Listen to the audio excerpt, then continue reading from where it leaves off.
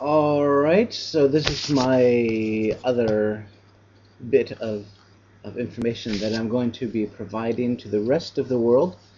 And first of all, in China, breadsticks at Papa John's are probably the best. And I'm not being a commercial advertiser for them, it's just the truth. Okay, but they're a little dry.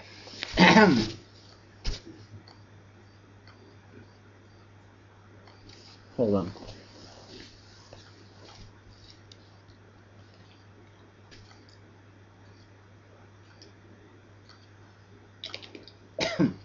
Okay. Okay, so today what I'm going to be talking about is maybe some of our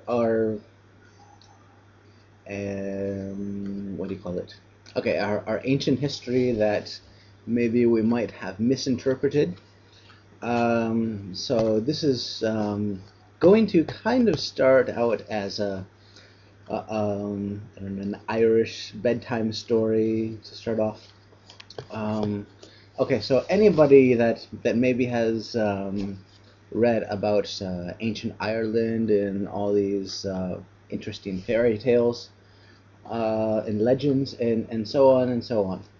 Okay, you might remember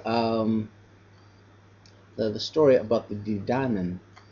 Um, I'm not very good at um, speaking the Irish language, only the Scottish Gaelic dialect. So I might not pronounce that correctly.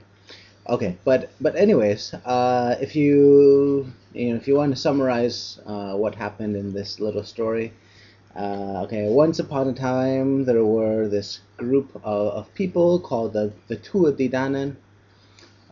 In Gaelic, you would probably pronounce this as Tuatha Dé Danann. But anyways, they were the people that inhabited Ireland before the people. I guess you can call them the Irish people. Without the getting some of the names um, incorrect, I'll just continue with the summarization. There was the humans, and there was the Danon, and like all good humans or standard humans, we generally like to fight, okay, and start wars and blah blah blah blah blah, even when we probably shouldn't because we might get our asses kicked in a bad way. So some things happened, and the Didanan and the humans were fighting. There were a lot of heavy losses on each side, and so on, and some details in there somewhere. But anyways, to summarize, the humans at that time and the Didanan. Okay, well, let's start with the humans. You know, they didn't have much technology. They had big pieces of wood, they had sharp pieces of metal, and so on for making war and such, or making a pizza, something. Papa John's here. Okay, but anyways, in all of these famous tales, the Didanen were known as the fairy people, a very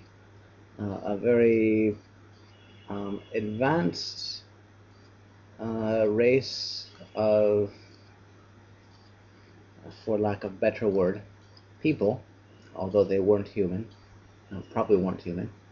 Um, but anyways, they had what in the legends is said as magic. Okay. But okay, how does this relate to the Stargate? Um, as you probably learned in one of the previous blogs entries of mine, I explained how you could use um,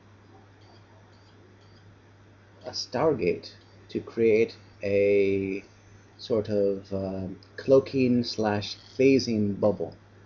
Um, it's not easy, but it can theoretically be done. Okay, um, now here's the other thing that we're kind of getting into. Yeah, okay, let's go back to the Vidana and the humans. Okay, um, eventually they're getting heavy losses on both sides. At one point, the king of the Didanan, I forget his name, not important. Um, he, who is an excellent warrior himself, gets his hand lopped off by some human warrior, um, and I can remember his name, but I can't pronounce it. Um, but anyways, okay. So eventually,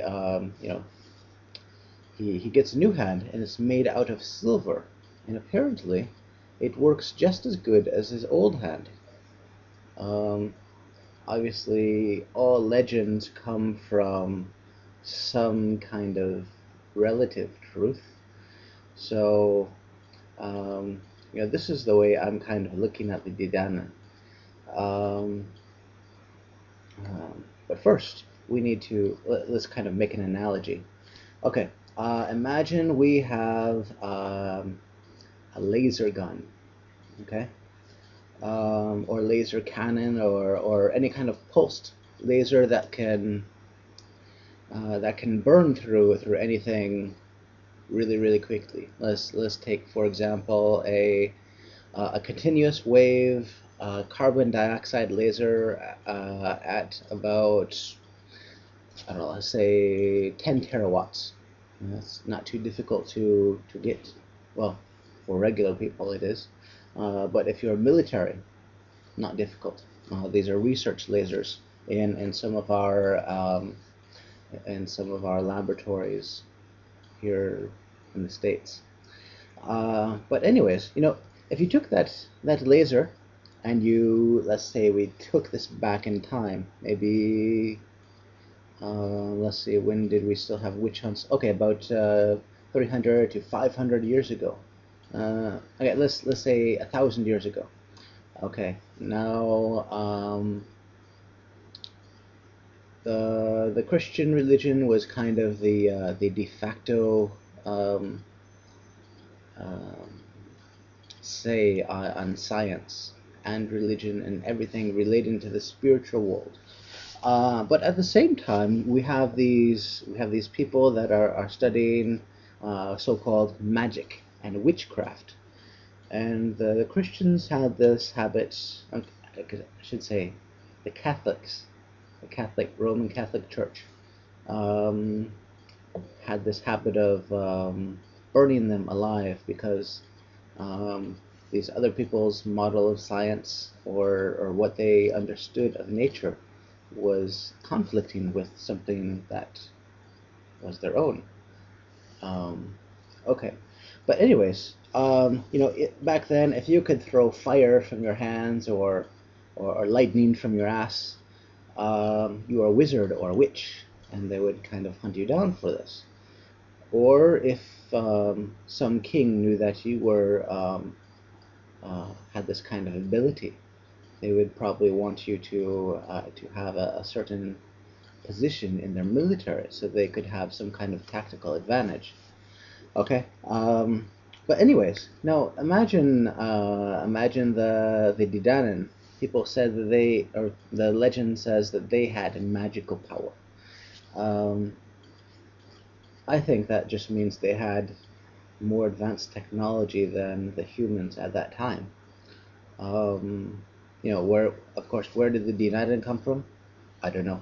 Uh, where did they go? And now that's a question I probably can answer using wormhole technology, using advanced technology.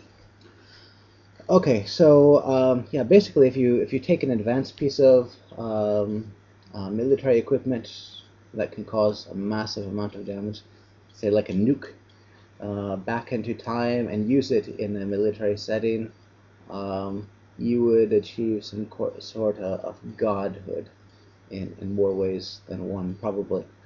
Um, okay, so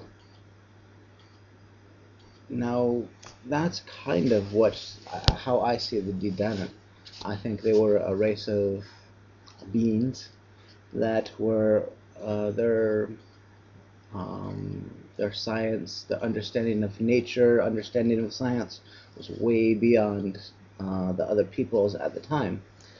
Okay, so what does this have to do with the Stargate and history and whatever? Okay, I'm going to be so bold as to say the Didana um, are still here. Okay, and how do I know they're here? Okay, actually, I don't know they're here. I'm not communicating with them or anything like that. I think I've just stumbled upon their technology. Okay. Okay. First, we know from my previous blog how we can create a kind of hidden space, a bubble of hidden space. We don't need to go into that because we already talked about that. But as I was walking through a park earlier, um, I saw these tiles kind of arranged in these square tiles arranged in a circular pattern, kind of spiraling out. Um, and I just got this idea in my head. You know, if spinning vortexes can create a wormhole, what happens? Um, what happens actually when you cross the electromagnetic fields to get the gravity field. You cross another set of those to get the space field manipulated, and then you can add another field on top of that, the time field, and then you've really only got one thing left, and that's the non-virtual space fields. We can call them hyperspace, um, or subspace if you want to, or sub and hyperspace, because they could be above and below what is in our 3D. Um, okay, but anyways, I was looking at these circular patterns of these tiles. I was thinking, if one of those is the combination of all these fields in nature combined to each other, what would happen if you were able to create two devices that are using all of these fields that we can manipulate and put them next to each other to get these two fields, two identical fields of everything interacting. That's how you are going to be able to access other dimensions. Um, and I know I said I'm probably going to be accused of being crazy um, when I start to talk about some of the applications here, and this is probably where it's going to start. Well, actually, it probably started with a phasing slash cloaking device, to be more concrete. But anyways, now this is what I think happened to the Didana. Okay, in the legend it says, okay, they're just tired of fighting with the humans. Obviously, they know they've been around for a while. They're advanced, both spiritually and technologically. Um, so the legend says that they called a truce with the humans, with the Irish people there, and from that point on, they agreed to give the region of the upper land to the humans, and then the rest, the other part, they will inhabit. Okay, and this is how you in Ireland, if you see a circle of rocks, or any circular formation of rocks in any type, it's considered sacred, and also any of the hills, any mounds, actually, are considered sacred. And this is because this is the region where the Didanen retreated into. Okay, so now here's how I think you can access their dimensions. Okay, you have your cloaking slash phasing device. Okay, if you turn that on, you create this sphere around the devices. All right. From this point, assuming you're inside of it, you should be able to turn on another special kind of device that is able to access these other dimensions. Okay, and this is where human thinking meets its limit. Okay, because we're used to thinking in 3D, we live in a 3D place according to our physical senses, but it's not true. Okay, inside of this bubble, you can theoretically make another space warped bubble. Okay, but contrary to traditional or common human thinking, the bubble inside could actually be bigger than the bubble on the outside. And this is how, if you want to share a space between two races of people, this is how you could do it peacefully. Okay? And of course, this is just theory. I haven't worked out the technical stuff yet. The math would be crazy. It would be really, really crazy complex. Eventually, I'm going to do it. But I'm still working on some of the Stargate stuff, some of the computer programs, computer modelings. So this is kind of a, if you want to help do this, if you understand what I'm already talking about, if you're better at math than me, yeah, you can do it. Please share it with the world. You probably need to know. Okay, so yeah, I guess to conclude, the Didanen, or maybe the Atlanteans, or the Lumerians, or whoever came before us, I'm pretty sure they still live here. I'm pretty sure they, we're still pretty primitive. It's a very, very small portion of us humans even today are even capable of their basic elementary things. I'm probably one of them, and so they probably don't want to interact with us much at all. I'm sure they probably pop in to our reality once in a while to check and see if we can live peacefully together without needing this this advanced technology, because this technology has only one drawback, and that is it requires a very powerful power source. Okay. So as long as you have power, you can sustain this, but obviously if you're running out of power, and this advanced space field happens to collapse.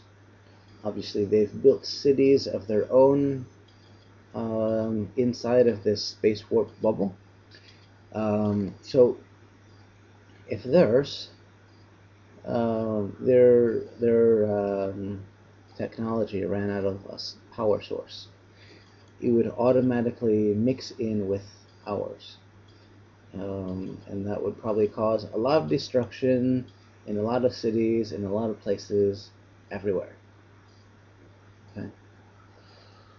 So, I suppose we should probably learn how to be a little more advanced so that they can trust us, and so that we won't probably start another war, which would probably be bad, just like before. Um, Alright, so to summarize, um, the Didanen were the people that lived um, probably on this planet, at least in Ireland, in the British Isles area, before before humans. Then we came along, caused some trouble. We usually do that, and had a war with humans. Eventually, decided to call a truce after the king got his hand lopped off, and they got a cybernetic one that was just as good, or worked just as good, and was made out of silver, which is very interesting. Ironic that they used that metal. Um, I won't go into that now. Another time. Okay, and then okay, and this is related to the Stargate. How? The Stargate is basically just a space warping space modification device. Connects 2 points, and the space in between is changed, made short. Um, and so if we can create a space within a space and make that space any size that we want, that means that other people have probably done it. And this is probably how the Didanen retreated into the hills. And probably that's how we can find them. Maybe if we can actually access these just like they did, or just like they do, then there's a good chance that maybe some of us can open some kind of portal into one of these places, go in and maybe learn from these people. Hopefully they just won't shoot us on sight or whatever death ray they might have. That would kind of suck. Okay, so yeah, this is really just about gosh, I don't know. I'm kind of rambling here. Okay, so yeah, the Didanen, they're probably still here. Um, there is a possible way to access them, or maybe just access their knowledge. Maybe they died out. That happens to some races of people. And then let's see. And then oh yeah. So I don't know what else to say. I'm gonna start rambling here in a minute. So let's see. Summarize again before I get off on a tangent. We can probably solve our world's immediate population, well, not really population problem.